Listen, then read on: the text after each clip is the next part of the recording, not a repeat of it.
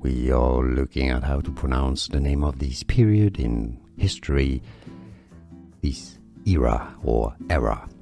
In British English, it's pronounced as Paleolithic. Yes, I know the American, the US pronunciation is different, but in the UK, British English, Paleolithic. Paleolithic. If you want to learn the American pronunciation, stay tuned. We are looking at how to pronounce the name of this period in history, this era or era.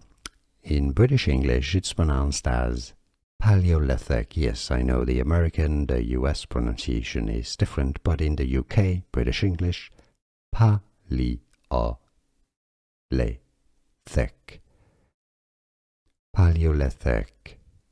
If you want to learn the American pronunciation, stay tuned. Here are more videos on how to pronounce more confusing words and names too many mispronounced. Like this video if you found it useful. I appreciate your support. I'll see you soon and thanks for watching.